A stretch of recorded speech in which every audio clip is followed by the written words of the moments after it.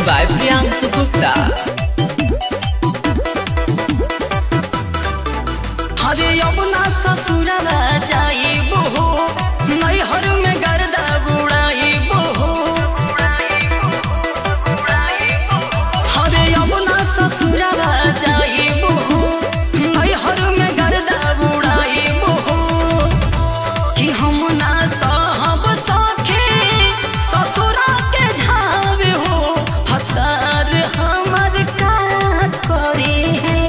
कि हम तो रखल बानी, कि हम तो रखल बानी नैहरे में याद हो, फतार सखी का करी है। कि हम तो रखल बानी नैहरे में याद हो, फतार सखी का करे है।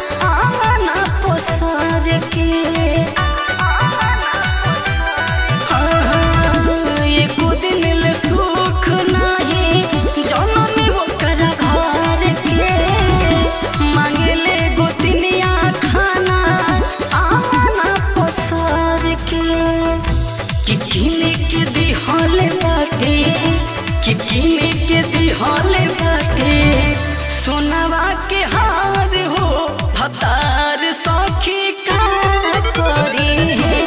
कि हम तो रखल बानी नैहरे में याद हो, फतार सखी का करी है।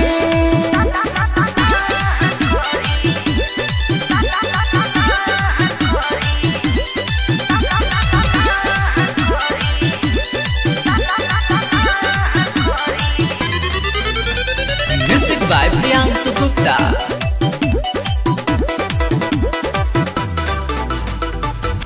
मिलल बा बलमुआ सखी हमरो बेलूरा, आज ले प्रेम सपना कइले न पूरा।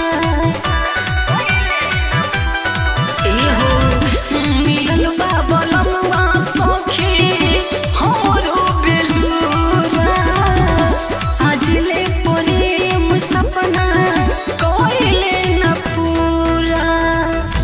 कि जानी पूछ सखी, कि जानी पूछ सुगा रियू के समाचार हो, फतार हमर का करी है। कि हम तो रखल बानी नैहरे में याद हो, फतार सखी का करी है। हरे अपना ससुराल जाइबो हो, नैहर में गर्दा बुड़ाइबो हो। कि हम ना सहब सखे ससुरा के झावे हो, फतार हमर का करे है।